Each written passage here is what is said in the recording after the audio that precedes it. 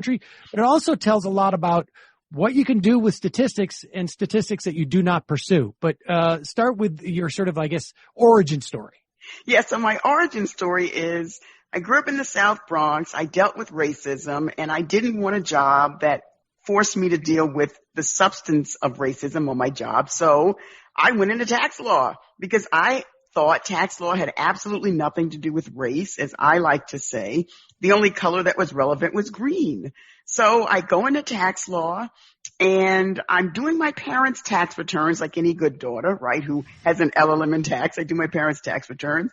And I'm doing my returns and their returns, and something's not adding up. I know what I'm doing everything right, but I should be paying a lot more in taxes than my parents because I, by myself, am making as much money as my parents combined. But that's not how it's working out. And I cannot figure it out. But of course, I have a job. So I finish the tax returns. I'm puzzled, but I go on to my daily routine. Next April 15th, I come to the same roadblock. What is going on? It isn't until I become an academic and actually have time to step back and think that I start to put the pieces of the puzzle together. But it's not until I read an article written by a then Duke law professor who was a mentor, who wrote an article that said, if you're a Black law professor, you should write about how systemic racism impacts the area of law you teach. So I thought this would be an interesting article. I teach tax law. I assumed it had absolutely nothing to do with me, but this professor always made me think. So I read the article, and a couple pages from the end, it says, how do you know there isn't a race and tax problem if you don't look? And I went, what? Race and tax? So I picked up the phone, I called him, I said, I don't know what I'm going to do, but I'm going to do something. No sooner did I say that than I discovered the IRS doesn't publish statistics by race. So I can just stop there. It never occurred to me to think about the IRS publishing statistics by race. But it's really hard to write about racially disparate impact of tax policy when the IRS doesn't publish statistics by race. All these other government agencies do, but not the IRS. That's fascinating. I don't want to go too far down that without getting into the meat of the book, but let's do. Do you think that was a mistake? Or was it just like, there's a bunch of people there at the IRS who were like you were until you saw this essay and were like, what possible relevance would that have? What the race is, to do racial breakdowns of what the effective tax rate is, what the actual tax rate is, et cetera, et cetera. So I think it was a conscious choice on the part of the Treasury and the IRS to not publish statistics by race. And the reason I say that is there's research that shows there were decisions made to publish statistics by gender or age, but not by race. So I think it was conscious. I think part of the reason why it was done was, well, if we don't have it, then you can't accuse us of discriminating on the basis of race. And in fact, over 10 years ago, maybe even further back, I was on a panel talking about my race and tax work, and there was a person from the IRS there who said, I don't want to know. We don't want to know. It's really good that we don't have this information. So there's this idea that if you don't see it, it can't be discriminatory, when really my research shows is just because you don't see it doesn't mean it isn't operating in a discriminatory manner. All right. And we're going to go through these things. Let me just say that the best analogy I can do relative to the work that you have done here, without it being too much of a spoiler alert, but I think you've made it clear, is, for me personally, people in the audience have gone through this too, is sort of the understanding of the racial component of Social Security. That when, there was no explicit thing like, we're not going to have Black people participate in Social Security, but there is a proxy, and that proxy is we're going to not include certain jobs that just happen to be dominated or widely populated by black people. And, right. And that sort of feels like the same dynamic that's going on here.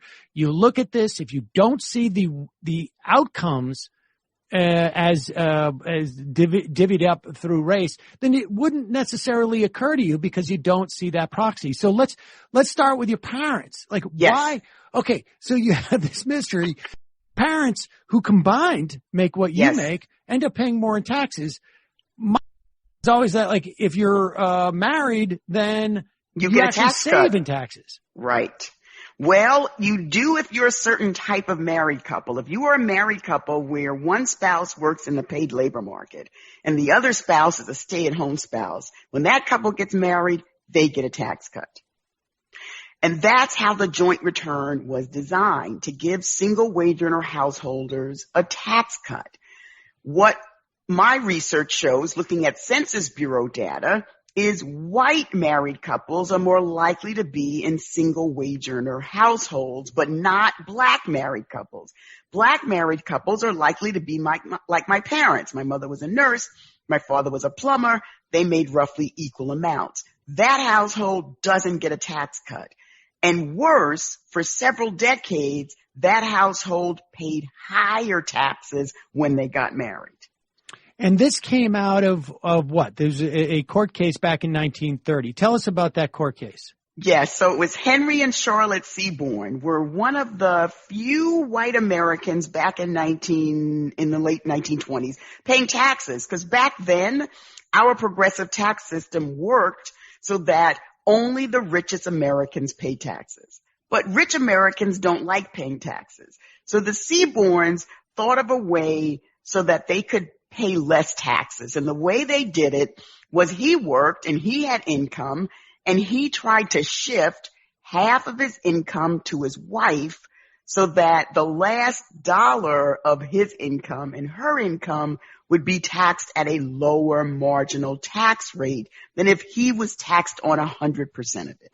Well, that wasn't what the tax law allowed. The tax law basically required us to file as individuals. But the Seaborns go rogue with the help of their tax advisors and file returns where half of his income is on his return and half is on hers. The IRS says you can't do that. They go to court. It goes all the way up to the Supreme Court, and the Seaborns win. And they win because they're in a community property state where legally his spouse has a right to half of his income. So the Supreme Court says if you're in a community property state, you can split your income. But if you're not in a community property state, you cannot.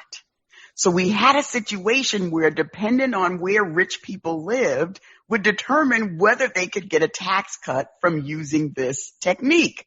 Well, Congress came to the rescue in 1948 with the joint return, which basically said it didn't matter what state you lived in. You could have your income split among your stay-at-home spouse and therefore cut your taxes. So just to be clear on what that means, if the threshold for let's say, I guess in 48, maybe in the 50s, it would have been about 90% if I'm making over like $450,000. Oh yes, taxes were very high. Yes. And so if I have the ability to say, okay, I'm making $460,000 or I'm making, let's say, $500,000. I don't want that $50,000 to be taxed at a 90% marginal rate. So I'm going to attribute $250,000 to me and $250,000 to Mrs. Sam Seder, is what I would have called her at the time, and therefore I'm not subjected to that 90% tax rate. So okay, so I get that part, and I get then Congress makes that fix. But why does that implicate your parents? So first of all, in 1948, we know from research that white couples were way more likely to be in single wage earner households than black couples, even in 1948. So in 1948, if anybody was paying attention, and nobody was, think about 1948. It was before Brown v. Board of Ed. It was before Civil Rights Act. People were not thinking about black equality, right? So, but even in 1948, we knew married black couples would not be getting the tax cuts the way married white couples were. But who was also upset that the Henry Seaborns of the world got a tax cut. The single Henrys of the world. So let's look at single Henry who makes 100,000 and married Henry who makes 100,000. Married Henry pays less in taxes because he has a married filing jointly rate schedule that gives him a tax cut. Well, single Henry was not happy, and single Henry lobbied Congress. So in 1969, they changed the code once more, whereby single Henry paid higher taxes, but not significantly higher, which meant the marriage bonus was decreased for the Seaborns. The singles penalty was decreased for the single Henrys, but married couples with dual equal earning wage earners paid higher taxes. That was the outcome of the rate schedule change in 1969. So from that point on, people like my parents, when they got married, they paid higher taxes.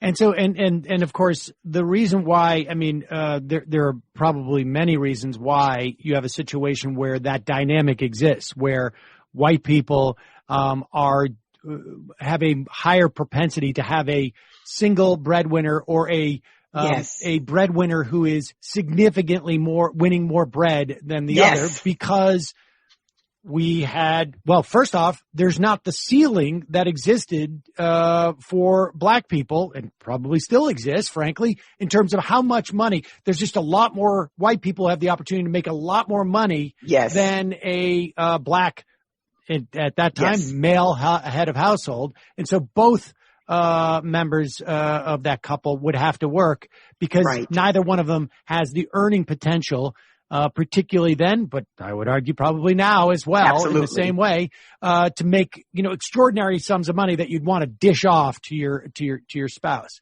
All right. So so are there other penalties within the context of marriage? Because I want to go through some of the other sort of like silos in which the tax code punishes, wittingly or unwittingly, sort of irrelevant in terms of the implications, but black people. So is that it for marriage? I would say yes, but I will just point out one thing. Over time, more white couples were facing the marriage penalty.